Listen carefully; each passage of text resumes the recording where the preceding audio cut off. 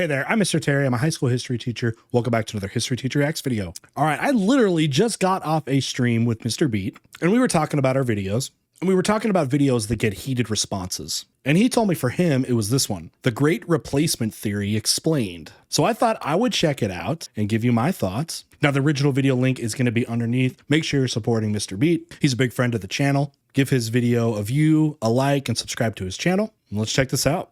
All right, what I understand about the Great Replacement Theory is this idea that historically white people are intentionally being replaced by insert whatever demographic here. And so that's the understanding of what I have now. And a lot of people disagree on it as far as is it a real thing? Is it actually a conspiracy? Is it happening, etc.? So I want to learn a little bit more about this and see what the historical influence is. And that's why I'm checking this out right now. So let's see what our friend Mr. Beats got here. So it did say this got some heated responses. So we'll see. I'm Mr. Beat here. I'm white. What? Seriously, my skin color is white. Me too. Well, technically like peach, but I belong to a human group that can trace their ancestry to Europe with mostly lighter skin color. And Me too. I probably didn't have to tell you that because you can see me right now, unless you're blind. Anyway, I bring this up because you may come across some xenophobic messaging when you're doing your thing on the... Now, this video came out 2 years ago, but I definitely see it in the modern rhetoric and around, definitely around like election time, people trying to, use this as a way to garner support, that they will stop these things. Some of it gets tied into like immigration issues and people using this Great Replacement Theory as a reason to do more to stop like immigration issues. So a little bit more, but this was again 2 years ago, but definitely I still hear the wording all the time. The old internet. You all remember what xenophobia Fear is, of foreigners, right? Go back to Ireland, you dumb mitt! You remember that, you bug gangs in New York. It's man. the fear of people from other countries. So that was, they were talking about Ireland there. Irish potato famine was a big push factor, and Irish people were moving into the United States at a large level. Now, the United States was also a magnet for workers, and a lot of people were coming from Europe here. It was kind of the second great migration that kind of went with the second industrial revolution. And those people were not treated well. A lot of people didn't even consider them like real whites almost. Even though this messaging is xenophobic, it's sneaky. In fact, it's terribly good at manipulating us, despite being full of crap and despite it probably going against everything you value and believe. I even fell for it, and I'm supposed to be smart. Oh, is this like going to be like a debunking video? By the way, I'm not that smart. I just pretend to be smart on YouTube. But anyway, a few years ago, I noticed a bunch of folks who identify as white started bringing up something called the Great Replacement. Put simply, the Great Replacement theory says that too much immigration of non-white folks to countries that are mostly made up of white folks is bad. Not only that, those who promote the Great Replacement theory argue that welcoming immigration policies for non-whites are part of a plot meant to either weaken or replace the political power and culture of white people living in Western countries. I'd see it's being tied to a lot of things historically that people have used against immigration. So they're saying like they're stealing Christmas, so they're stealing like culture, or they're out to get us, literally like hurt us. But yeah, it's part of a conspiracy for political gain. Now, one of the ones I hear about, I definitely hear this, I believe, a lot more from, say, more like right-winged individuals who say that it is a plot from like the Democratic Party, for example, that if they allow more immigrants in, those immigrants then are going to vote for Democrats. So they are going to encourage that or have open borders or something, or at least accuse that, whether or not it actually happens. But that's the other place I've kind of heard as another way to explain why this is happening and what are the motives behind it. When I say Western countries, it's not just Europe I'm talking about. I'm also talking about the Americas, Australia, and New Zealand. By the way, you might want to check out my video about Western values when you get a chance. Huh? Simply That's good. put, the That's a great thing I've always talked about too, because people talk about like Western values, American values, but people will usually drop that and then it's just people believe whatever it is they think it means. But you could probably ask a lot of different people, what are Western values or American values? And you might hear different things. And why are those things uniquely Western? Does that mean they're not shared by other parts of the world? Were they invented by the West? replacement is the alleged replacement of whites by non-whites. It often overlaps with a larger theory called the white genocide conspiracy theory, Oh, that which one's a lot revolves more around the beliefs that powerful people are aggressive trying sounding. to prevent whites from having kids. Often the conspiracy is blamed on, you guessed it, Jewish people. This theory is manipulative because it equates normal patterns of immigration with murder. It's trying to put a big equals sign between the new Salvadoran or Syrian who lives down the street and a mental image of a concentration camp. Now, obviously, if they literally did that, then you and I wouldn't fall for the messaging. Therefore, the messengers have to be a little bit more subtle about it. And lately, they've gotten pretty good at manipulating us. Here's the thing. Is there some kind of like origination with this where, you know, like one of the arguments when they were talking about freeing the slaves in the United States was that if you do that, they're going to rise up against you and literally kill you. That was like an argument. They're going to take up arms and retaliate hard because of the conditions they were in. Does the Great Replacement theory go into this idea that like you go into these places and that allowing them to come in is going to lead them to do what maybe you country or what Western nations did to them, like all the imperialism, those sort of things from history, that it's going to be, it's like retribution. Is there a similar line of thought to that by people that espouse this? What do you think? So not only are those who preach about the Great Replacement theory manipulating us, but as it turns out, the entire theory is bullcrap. It's Literally this is a debunking video. Backed by evidence at all. Oh no, he's There slowing is down. no secret plot to get rid of white folks, but let's just say that there was. Well, they must be doing a pretty poor job, eh? Since there are more white folks now than ever before. You might be thinking, well, duh, Mr. Beat, but whites represent a smaller percentage of the proportion of the world. Well, who counts as white isn't based on genetics or even demographics. It's based on politics. That is interesting because, again, historically speaking, there were times where certain Europeans were not seen literally as whites. If you were like Polish or Italian, okay, again, even like Irish or something, like people were literally saying that certain groups there, and it's like the definition of I would get smaller and smaller, that it's like, nope, it's Anglo-Saxon. In the United States, for example, Irish Americans, Italian Americans, and Polish Americans weren't considered white until the early brought 'em up? 1900s. Greek Americans weren't white until just a few decades ago. Some Arab Americans used to be considered white, but by the end of the 1900s were no longer considered white. You know, one of the groups that talks about this that people don't understand too are like Turks. Turks like literally come from the Caucasus, which is where like Caucasian term came from. But they'll get, you know, seen as Arab or something like that. But they're like, no, we're literally like white. We're literally where Caucasians came from. White, but by the end of the 1900s were no longer considered white. Even though race isn't a biological reality, it has still been a way for people in power to divide us up over the years. Not only that, immigration is simply currently not high enough, nor will it likely ever be, to make it so that skin color, values, or culture will completely change in one country. Sure. You wonder if, you know, race has become such a prevalent thing in history, and the idea of race, because it is the easiest identifier that we have to divide people. Literally, I can look at you and see something different before you even tell me, before you even open your mouth, or I know what your history is. It's easy.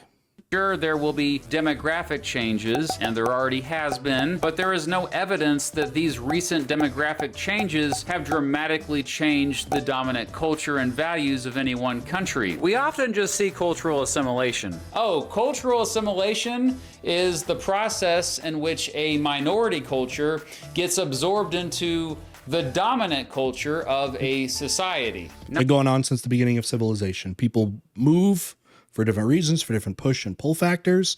Cultures combine. Again, some assimilate, some conquer. Depends on your Reuben history. Not that that matters, as these immigrants already share American values. That's why they're coming here. And the different cultures they bring are almost always beneficial to American society. Also, most Interesting one with like Cubans, for example. Cubans coming to the United States would definitely be sharing a lot of values, because think about where they're, and whatever those values are, right? Because where they're coming from, leaving Cuba because they may disagree with the politics of it and their system, whether it's trying to escape socialism or communism, coming in. That's also another thing that a lot of people don't understand, is a lot of people assume that every migrant coming into the country is not going to like be a conservative, when actually that's not often the case at all. And Cuba is one of the biggest examples of that. The Cuban migrants are often conservatives. are almost look at where they're coming always from. beneficial to American society. Also, most immigrants, and especially their children, assimilate peacefully into the existing culture, which, by the way, is constantly And very changing quickly. anyway, and has always been multicultural. happened to his This arm? is no surprise to me, as I've had many students who were the kids of immigrants, but if I didn't know they were the kids of immigrants, I would have assumed that their family had been in this country for many generations. So then it just comes down to skin I mean, color. I'm a teacher too. You see that all the time. Children assimilate very, very quickly. Kids learn by interactions. They interact or learn by interacting with other children, and from school they actually interact really quick. Assimilation can happen really quickly in, one generation. Can. Now, it's not to say that isn't always the case. Maybe parents maybe come in and really try to preserve some kind of cultural characteristics, but they may actively do that. But just like naturally speaking, assimilation happens very naturally. And if you're really concerned that skin colors of all humans in your society might change, have you ever stopped to ask yourself why? Skin pigmentation is highly correlated Latitude. with distance from the equator. That's right. The random lottery of how far you are from this line determines what color you get to be. The primary pigment biological. in human skin is melanin, which is used to protect us from the sun. Just because your friend Jessica doesn't get sunburnt as often as you doesn't make her any less human. More than that, this distribution of colors has changed a lot over human history, and Europeans from even just 8,000 years ago looked dramatically different than they do today. Keep in mind, Now, it does take a long time. It's not like your kid all of a sudden is going to have different skin. You could be talking like, 10 generations plus for that to happen. Okay, it's part of evolution. that for the vast majority of human history, humans with lighter skin pigmentation have not existed. So who came up with the Great Replacement Theory? Well, apparently this dude came up with Okay, the I don't know the modern origin. concept of the Great Replacement Beardy Theory. McBeardface? Renu Camus, a French writer who at least popularized the term with a couple books, the first of which came out in 2010. Camus argued that white Europeans were being disproportionately replaced by immigrants from Africa and the Middle East, which could lead to the, quote, extinction of whites. Camus particularly was afraid of Muslim immigration. So arguing- extinction's an interesting word, because what do they mean by that? They're just going to disappear, that all of a sudden they're not going to procreate anymore? Or is it going to be more like a racial blending? So this is not something that happened in the Latin American world with the blending, intermarriages and intersex between Spanish European conquistadors and then indigenous peoples of the Americas. So it just becomes this mestizo or like mixed race. Or do they literally believe that somehow they're going to stop reproducing or outproduce? Is that the thing? But even with that, it just becomes more and more potentially of a minority. They often had a much higher birth rate than whites, even though around 40% of Muslims identify as, white. But I digress. It's not surprising people that don't know white that. supremacists were attracted to Camus' Great Replacement Theory, but incredibly it became fairly mainstream by the time I first encountered it in this 2017 video by, what was her name? Warren Northern? Yeah, I think that was it. Well, the video has since been taken down, but still, back in 2017, it did very well, and just Warren casually bringing up the theory like it ain't no thing was surprising. It was proof that Camus had given white supremacists a powerful argument to use, even if that argument was false. Since then, his followers have described immigration as an invasion, and they generally promote the idea that non-white immigrants, whatever that means, have dramatically different values than whites and are trying to erase white culture. So he said something interesting early on, which was, you know, the reason for immigrants to come to the United States is because they are attracted to American values, that the opposite thing would actually be happening with immigrants, that they're coming over for that. If they liked the values of wherever they're from, that they would, you know, stay there. So I wonder how that argument would sound to somebody that believes in great replacement theory. Isn't it just another version of xenophobia? I mean, yeah. Basically. Yeah, before Camus popularized his Great Replacement theory going back more than 100 years before that in France, there was a nationalist, anti-non-white immigrant movement brewing there. In fact, in most of the Western world, going back to the 1800s, there have been similar movements. So this is where historical context seems to elude a lot of people from, say, Europe or the United States, especially like with Europe, okay? Which got out of the age of imperialism. The age of imperialism from the 1800s into the 1900s saw industrialized Western European nations flooding into every corner of the earth for resources, population outlets, military presence, all of those things, right? They created empires. And these immigrants come from places that were former parts of those empires, whether it was France or England or Germany, in a lot of ways with the United States, with their own brand of historical imperialism, that this is the product of empires, that this is going to happen. That naturally, if you create an empire into these other places where you say there's different races of people, there's obviously going to be a lot more movement there. Like in India, India was a colony of India. There are a lot of Indians that live in Britain because they have shared values. It was literally once a colony. So when that imperialism happened, those values were taught to the people of those colonies, saying these are the righteous values. This is the whole thing. Cecil Rhodes stuff, right? Where their civilization is the proper one that people should adopt. So it would then make sense that there would be migration to these places because literally they have been taught that those are the places with the values that people should partake in. So do they see why this is happening, these people that might be against this, that it is a product of history?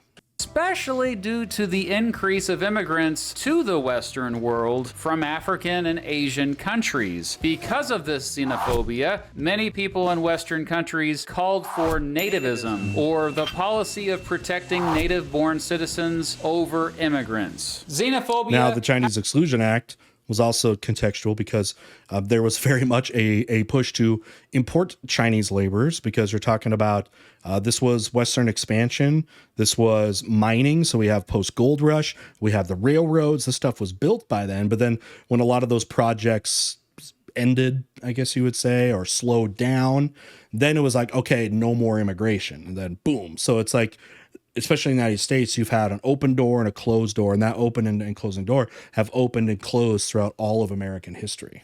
Of protecting native-born citizens over immigrants. Xenophobia hasn't always been about skin color. In the United States, for example, many nativists hated the Irish, Catholics, Jewish people. This is what led to groups like the Ku Klux Klan. Oh, goodness gracious.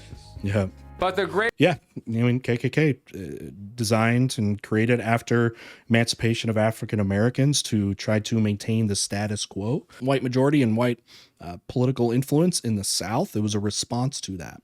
Great replacement theory is different in that it has found widespread appeal online. Media-savvy white supremacists have been successful making it appealing to people who are, Definitely not white supremacists. This might be because now they say Great Replacement instead of white genocide. Even a member of Congress, Steve King of Iowa, endorsed the theory. The scariest thing about this being so mainstream is that it has led to violence. A lot of it. In 2011, this guy from Norway wrote a 1,500-page manifesto explaining his fear of white ethnic replacement by migrants from the Middle East and North Africa. He then killed 77 in a terrorist attack. In 2018, this guy from Pennsylvania posted online that Jews were responsible for the Great Replacement and they needed to be killed. He then went on to kill 11 people in a synagogue in Pittsburgh. Some of those were Holocaust survivors. The next year, this guy from Texas also wrote a manifesto that said he was going to defend his country from a, quote, cultural and ethnic replacement brought on by an invasion of Hispanics. He then went on to kill 23 people at a Walmart in El Paso. And then, of course, the Buffalo shooting, which happened while we made this video, also was inspired by the Great Replacement theory. Now, you look at, yeah, he's talking about common denominators with all them. I'll tell you one thing, they're all probably chronically online people. Shooting, which happened while we made this video, also was inspired by the Great Replacement theory. Now, obviously, not everyone who falls for these lies will commit a mass murder, but anyone, including me narcissistic and you, enough, can fall for Great Replacement theory messaging since they use manipulative tactics to make false claims sound plausible. And if we're not careful and critical, we can be manipulated, and heck, we could even be radicalized by this stuff. For the rest of this video, we're going to look at how people fall for the Great Replacement theory and look at how you can avoid falling for it too. Something that came to my mind as it's getting to this For part, the Great Replacement theory, how people fall for it, was Hermann Goering's testimony in the Nuremberg trials to World War II. He was a member of the Nazi Party, and he said that to get people to buy into this stuff, because it was very similar to what they thought with Jews in Germany, was that all you have to do is tell people they're under attack by somebody, and if you do that, basically their natural defenses, they're naturally going to defend themselves because I guess it's because it's our evolutionary like products that we have, that we feel like we're under attack, we're going to fight back. We're going to put up a defense. So tell people that they are under attack by some group, and what Goering said is those that are against it, okay, denounce them for a lack of patriotism. Say they hate their own country, they hate their own people. That's the trigger, because once you do that, then people might buy in as well. So you can just undercut the people that don't support that idea by saying they're not patriotic, or maybe they're race traitors or something like that. That's what Goering said. And look at how you can avoid falling for it too. Those who tend to promote the Great Replacement theory often use the same talking points. They are all bullcrap, but persist anyway. Talking point number 1. Biology is destiny. It's manipulative because when we hear biology, we think, oh, it's science, so it has to be legit, right? This one says that culture is genetically determined and that genetic features predetermine cultural traits. For example, culture develops from interactions from people. If you were to be born and have no interaction with other people, you wouldn't have some intrinsic cultural thing. I'm going to just naturally learn this language, or like this holiday, or this belief, this religion, or something like that. Things that are major parts of culture, unless we're just redefining what culture is. Say that all of the problems in the African American community and in all of Africa are rooted in inferior genetics or culture. In other words, they say that black people inherently are less intelligent or more likely to be violent. It's literally where people evolved. It's where they started. That place of anywhere else on the earth had an area more suitable for intellectual growth that led humans to develop the way that they did. rather than other places in the world. There's a lot of other things that go with that, but I mean, it's literally the origination of human intelligence. Bull crap. It's been disproven by decades of scholarly research. For example, many outcomes, from measures of intelligence to violence, are driven by socioeconomic status and income inequality. There is absolutely no evidence that biology is the driving factor. For example, African Americans perform similarly to other Americans when given access to the same opportunities. Talking point number 2. We are brave to speak the truth, and the normies are cowards. It's manipulative. That is literally that's like the translation of what Goering said.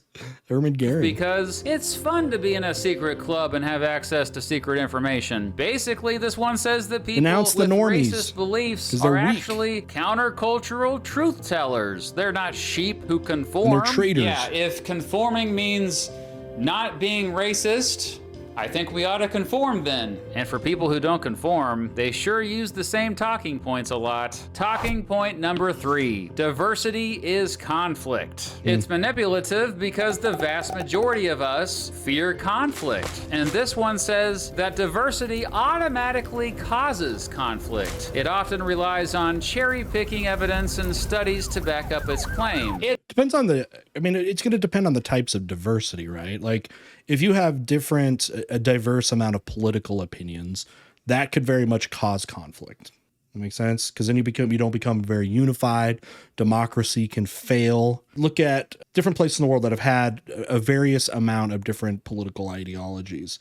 And what ends up happening in a lot of those is authoritarianism rises as a replacement for any kind of attempt at democracy, because democracy often will fail when unity can't be achieved democratically. It's bullcrap. There is plenty of research that actually shows that diversity enriches societies, even in the ways the haters claim to care about. For example, diverse groups of problem solvers often outperform groups of high performers on really tough problems. And that makes sense because tough problems need new perspectives. It's how we got automatic elevator doors, basketball, and the iPhone. That's right. That thing you're watching this video on right now wouldn't exist without diversity. Talking point number 4. Whites are being exploited. It's manipulative because people naturally don't want to be taken advantage of. This is where I wonder if one reason, again, they think about that is what's happened in the exploitation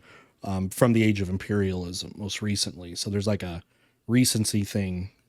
This one says whites are victims of diversity. I don't know how educated historically some of the people that might be supporting of great replacement theory, how much they know about the last 150, 200 years of what's gone on imperialistically. So I don't know. Whites are being taken advantage of by non-whites and, quote, race traitors, or whites that don't have these views. They argue that it's natural for humans to act in the interest of their own race, even at the expense of others outside of their group. It's bullcrap. Remember, powerful people created the whole idea of race in order to divide us and to justify their place at the top of social hierarchies. Well, like tribalism is a very real thing. We have that as humans. We evolved in a way that creating tribes to look out for each other because we're social creatures. We did that. It's how we evolved and survived the elements. It's how we survived the savannas and of Africa and the predators and all the competition out there is because we're tribal. It's strength in numbers kind of thing. But of course, there's different ways to form one's tribe. There's a lot of different types of tribes.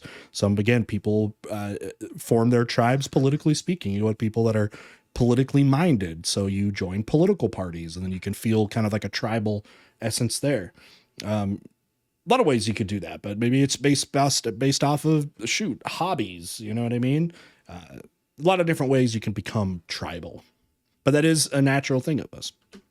Also, if they're saying that race is one, it could be if you are taught in your group that it is a divisive thing, but you'd also have to be taught or somehow learn that other race, again, think of it as another tribe if you want to, is a threat and they're out to get you. That would be the only way you could become tribal that way. How exactly are whites being exploited? This is manipulative because it points to a vague threat to make you feel scared, yet doesn't provide good evidence of specific exploitation of whites. And remember, humans cooperating and working together is what built, all Society. of human history. Talking point number 5. Things used to be so much better. It's manipulative because we generally all love nostalgia or an emotional connection to a period in the past. This one tries to inspire nostalgia for an imaginary past when things were better and tradition was respected. In particular, this talking point revolves around the myth that, quote, racial purity used to be a thing and that racial groups used to live separately, and because of that, things were better. It's bullcrap. Well, okay, so people will talk about that. They'll be like, when was America the best? When was it great, right? And some people they may have different ideas. Sometimes they may not even be able to say it, so it's a completely like imaginary concept. Some might actually bring up a time period. Maybe it's one you might hear is like right after World War II. So like that was the time that was the greatest. You're going to hear people answer those questions differently because it depends on who you are. Okay, it's the 1940s, the 1950s. Who was it great for? Now, it might have been great for whatever ancestry you come from. You were a part of a demographic that saw the most access to education, good jobs, and that sort of thing. But what if you weren't? Right? You probably would not say, if you say, when was America great again? And might hear someone that has ancestors that were part of segregation in the 1950s. They're like, no, at that time, my people, however you want to identify them, if you're saying that's that we identify naturally like that, is like, no, for me, how I would look at history is when I look at my ancestry, that's time when people were being lynched and the schools were segregated and you couldn't get a job. And unemployment was very disproportional, or I couldn't get a house in certain neighborhoods because I was not seen as the candidate that people want. So it always depends. So it's like, okay, who was that time the greatest for? Or when was that a great time? You're going to hear a different answer from different people. All modern humans originated from Africa. Different groups of humans have always interacted, and new ethnic groups have formed and evolved throughout human history. Talking point number 6. The Jews are to blame. Anti-Semitism? Yeah, do I really have to explain this one? I made a whole video on the history of anti-Semitism, if you also want to check that one out. There are also things to watch out for. Sure, that wasn't a heated What I comment call section. Great replacement theory, red flags. Those who tend to promote the Great Replacement theory also use shocking images to dehumanize non-whites. They bring up IQ a lot. They bring up Marx, as in Karl Marx, and they bring up cultural Marxism a lot. They bring up open borders a lot. I hear that a lot about with like cultural Marxism, and what they bring is, so I say, the destruction of the nuclear family. Marx really talks a lot about class consciousness, that people should be identifying basically with their common class, not their nationality, not their race, but their class. You're a worker, you're a proletariat versus, the bourgeoisie. And a lot of people have taken that to mean it's like complete destruction, say, of the nuclear family. And, but that's one of the talking points here.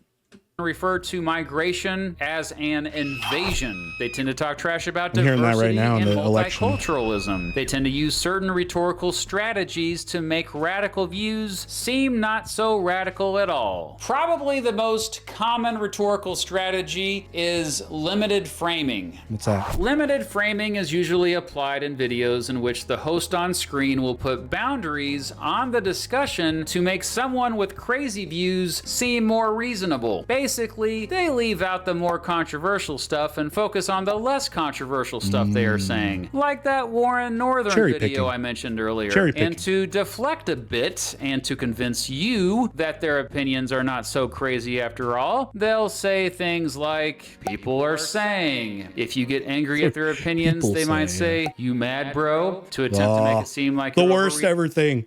You ever given a point to somebody and then they say, you mad bro, or like, you're triggered?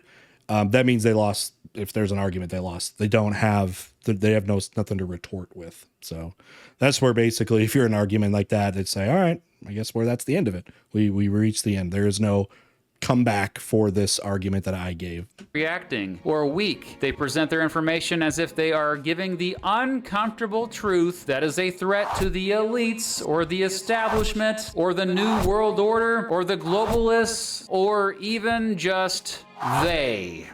They'll say, you have been lied to, or title their videos something along the lines of, the truth about immigration, or the real history of immigration. To defend themselves, works great. They'll often say, you know what's the bad thing is you basically have to title videos like that.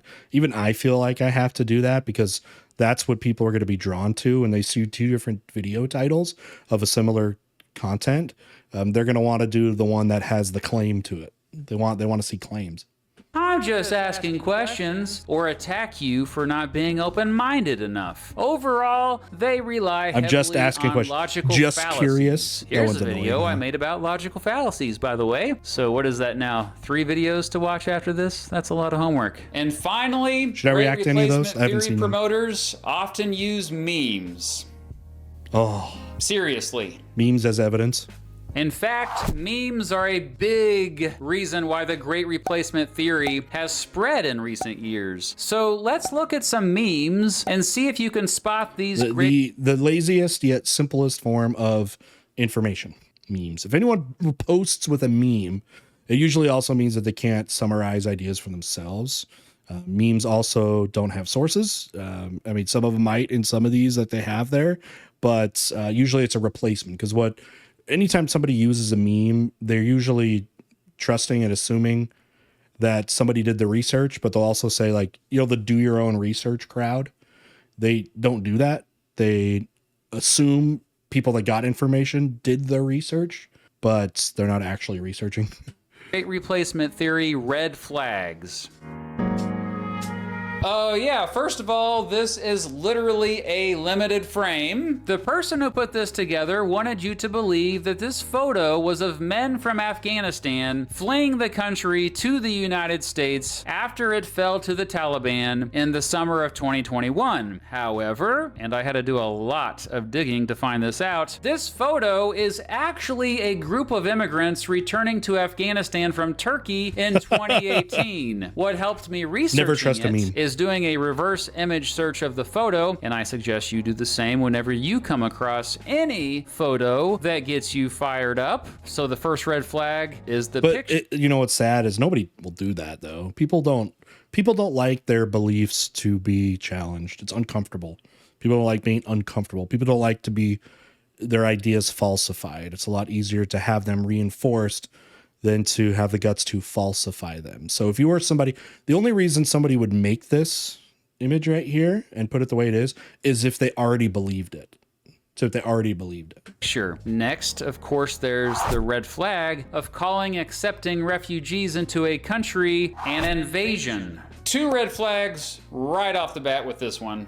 One, again, is that word, invading. And second is the shocking image to dehumanize. This also hits at talking point number 3. Diversity is conflict. This picture was circulated...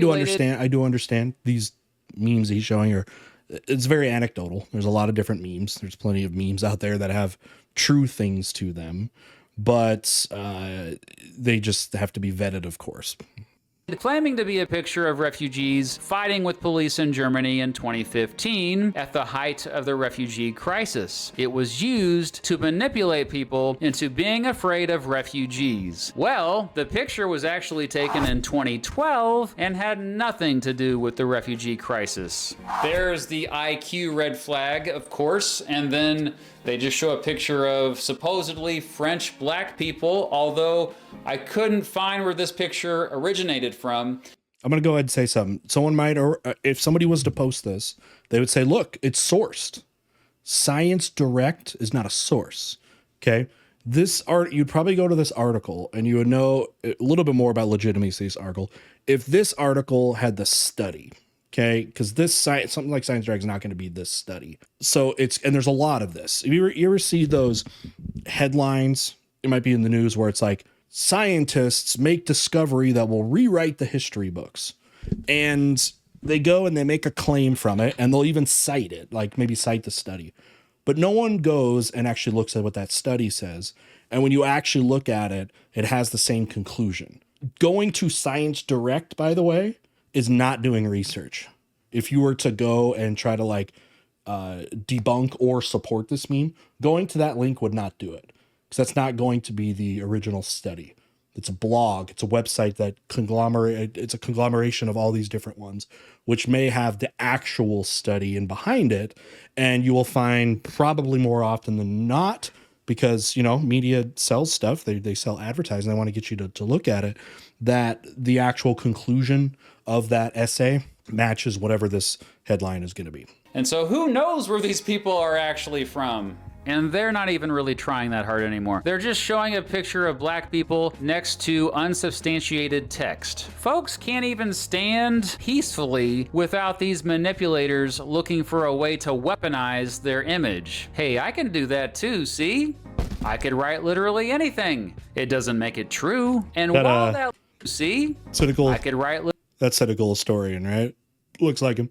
Elephants are too afraid of beards on dragons due to rotten potatoes. literally anything. It doesn't make it true. And while that link at the bottom goes to a real study, it has nothing to do with rising immigration in France. But how many people would actually click on it to look at that study? Probably not many. And that's not where the original study is This also hits gonna at be. talking point number 1. Biology is destiny. This fits the formula of giving the uncomfortable truth that is a threat to the elites, or in this case, they. Who are they, by the way? I've always wanted to know who they were. Anyway, this also hits talking point number 1. They is such a powerful word because it can mean whatever you want it to mean. Anytime somebody can put they in there, you know that they can invent their own they, because this could be so many different theys, but everyone could probably identify with it because everybody has a they, you know? Biology is destiny, talking about, quote, third worlders, and talking point number 4, whites are being exploited. Oof. This one is especially horrendous. Talking point number 4, whites are being exploited. Talking point number 6, the Jews are to blame. And a bunch of stuff about IQ and marks. And there's the giving of the uncomfortable truth that is a threat to the elites. So here is a picture of the mayor of the London borough of Camden. She is the first black mayor of Camden, and no, is not a supremacist of any kind. What I particularly found fascinating about this one is that the meme implies she needs to be deported back home. Well, She's not from there. I guess deport her to Camden then, since she's lived there her whole life? There are many, many more examples I found online, but at this point, I'm just getting worn out by all the fear and hate. So let's just wrap this up.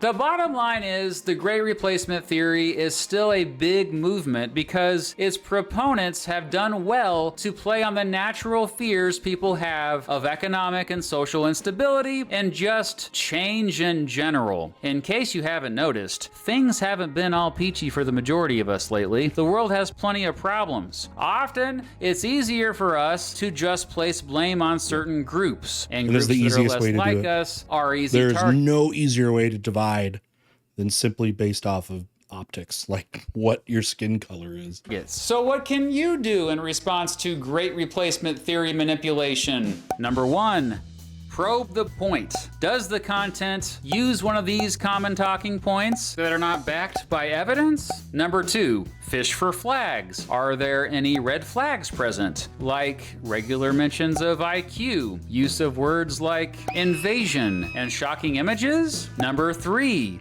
resist the rhetoric. Is there use of a rhetorical strategy like limited framing, reference to a mysterious elitist majority they, or use of logical fallacies? And I was number hoping 4, he would say something about understanding fallacies. I believe fallacies and the understanding of fallacies should be part of all standard curriculum for a high school student. It's the foundation of all knowledge. 4. Mind the meme. Remember that memes are easy to share but difficult to fact check. Make sure to reverse image search to understand a picture's true I don't think context I've ever reversed and do image your own searched research anything. before you share a meme yourself. These are some small steps you can take to make sure that you don't fall for this messaging, and in general, make society a safer and more peaceful place for all of us. Speaking of all of us, we can't be replaced because humans reproduce.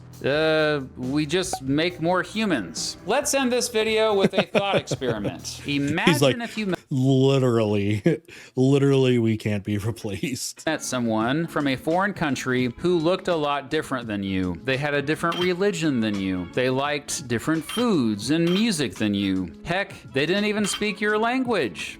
But you fell in love with them anyway, and you both got married and had kids and lived happily ever after.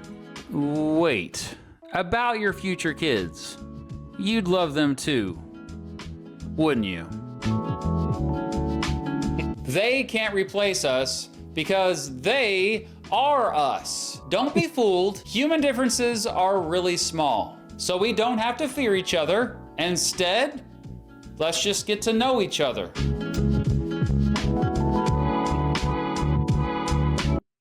Final thoughts. All right, so what did you think of Mr. Beat's video and I guess overall thesis there? Where do you think that the origins of our tribal nature lead us to? And which ways do you think that we form these tribes most commonly? Does that make sense? We group ourselves. We naturally do that. And there are different theories as to how we do that. Again, he's saying there, it's one theory could be race. Marx says it's by class. There's a lot of different ways that you do that. So which one is, do you think most common? Which one do you think is the most accurate? And which ones do you think are the most harmful?